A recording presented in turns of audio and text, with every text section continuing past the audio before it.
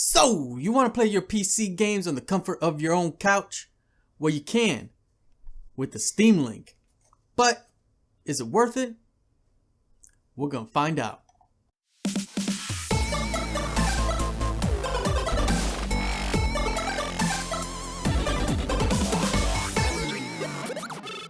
What's up, guys? Will with F1 Tech. So, PC gaming, they can be fun, they can be relaxing, but when playing a long amount of time, they can be a bit backbreaking.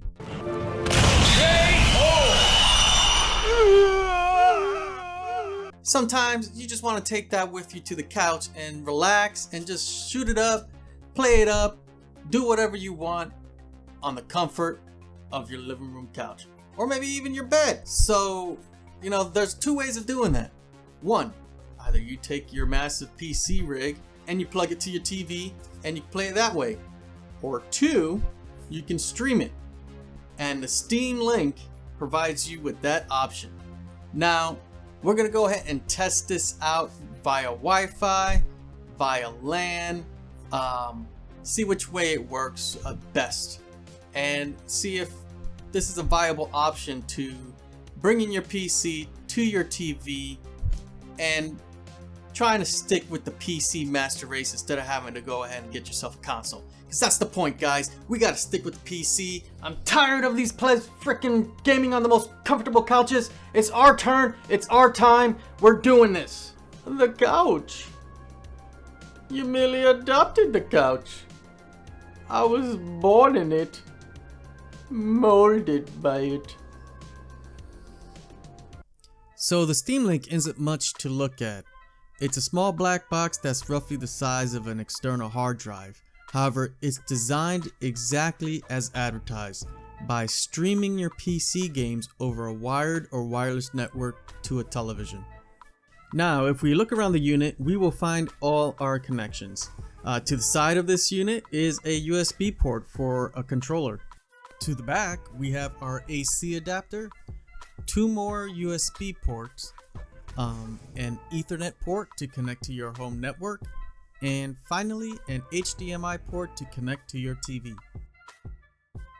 Again, not much to look at here, so let's go ahead and turn this baby on.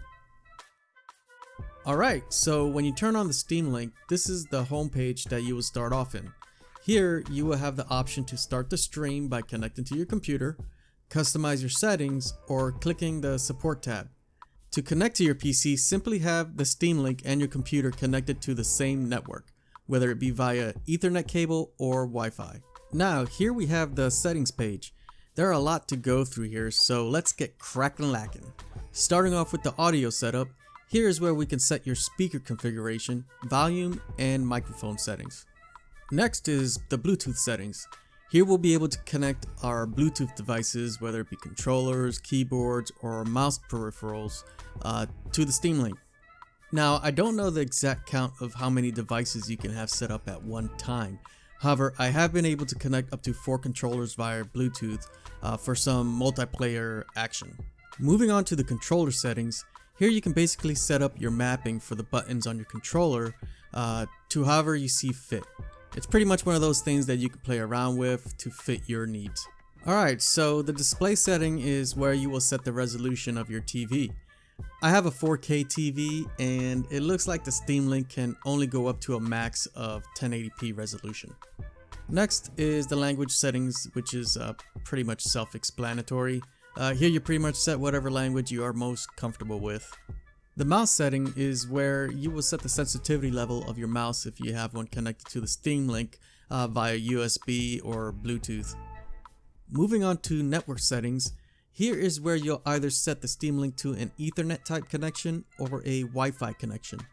Now, I know what you all might be thinking, why would anyone want to run a 50-foot or more Ethernet cable from their router to their TV? For that, you might as well just plug your computer directly to your TV. Well, a good alternative is to use a D-Link power line plug. Using your existing electrical wiring in your home, you can essentially create a home network of up to 2000 megabits per second. It connects via Ethernet cables, so you retain that hardwire connection. It's a great way to avoid running the Steam Link via Wi-Fi, as you will see later on that it does not hold up very well. Alright, so the sleep setting is putting the Steam Link into sleep mode after so many minutes of inactivity. Nothing really special here, let's keep on going. Moving on to streaming settings, here you will be able to set what type of profile you would like your stream to be set at.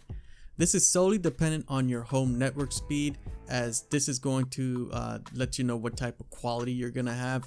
If yours is not too great, I would just keep it at fast. Mine is pretty good, so I can set the streaming to beautiful, which would give me the best quality. Alright, so the system settings is the place to get your firmware updates, along with trying out any beta builds that they might have, and resetting the Steam Link to factory settings if you ever get in a bind. Last but not least, we have virtual here setting.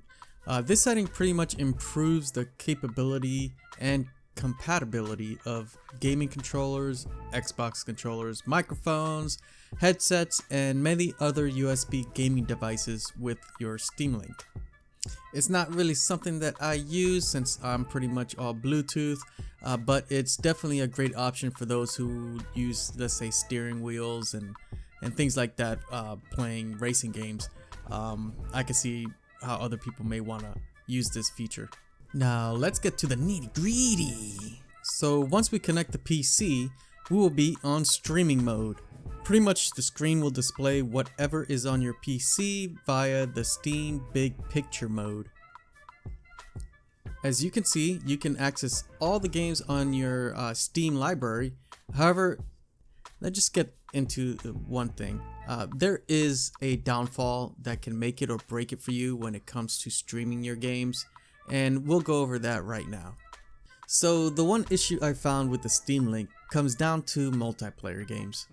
Though through the majority of a gameplay session you can have buttery smooth performances, there are definitely some moments when you can hit a lag spike, or even moments when the Bluetooth connectivity of the controller will lose its signal for a brief moment.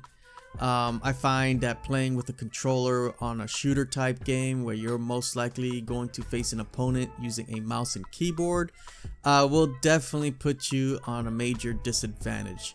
I think that these types of gameplay or genres are fine to play with, but if you're going to be competitive, you definitely want to stick to playing it directly on the PC where you're using a mouse and keyboard and have an even playing field. If you just want to do it casually and who knows if you can even get a kill with the controller, this might be alright. Now for non-multiplayer games, I find this to be the perfect casual gaming experience that can rival the console gaming. I don't think we can beat the Couch Kings as of yet, but we are getting there. We are getting there. Before I get into my final thoughts, let's take a look at the wireless setting. From my testing, if you have a good signal, the gameplay can be okay, with some minor hiccups or major hiccups, depend on who's dealing with it. That can keep me away from using this feature. I run into more problems when in wireless mode than if I were to be in wired connection. Here are a few examples. For one, sometimes when loading a game, the system might freeze up. Not something that happens all the time, but when it does, it's just a pain in the butt to go back to your computer, close the game out, and reset big picture mode. Another gripe is there is definitely more chances of the game stuttering under Wi-Fi than if you were connected via Ethernet. Not to mention, losing signal midway through the gameplay can be a bit frustrating. Again, doesn't happen all the time, but when it does, it just makes you want to pull your hair out. So the last issue I had with the Wi-Fi was connecting to multiplayer servers.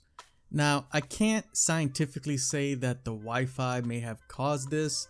All I know is out of the 2 years I had the Steam Link, I've never had this issue when under a wired connection. It only happened when I went wireless. Alright, so my final thoughts. The Steam Link. Well, for what it is, it's a pretty good system.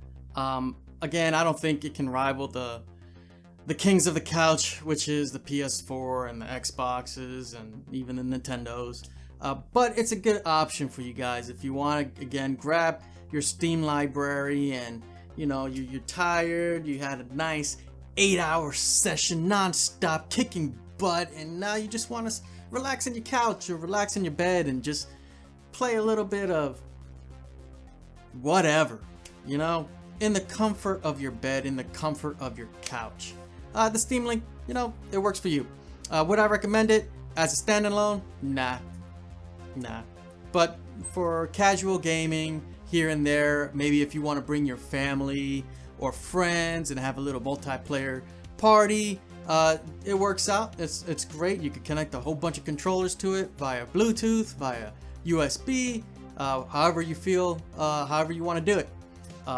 Again, because of all the quirks and the little stuff that happens here and there, it could just be a pain in the butt. Having to get up, go back to your PC, restart it, start big picture mode again, go back to your TV, turn it on, go back to your game. It's just blah. But it doesn't happen a lot. It's just when it does, it'll get on your nerves. Well guys, there you have it. Those are my thoughts. If you like what you see, go ahead and hit the subscribe button. Don't forget to like and comment down below. Again, I appreciate every single one of yous, and I'll see you all on the next one.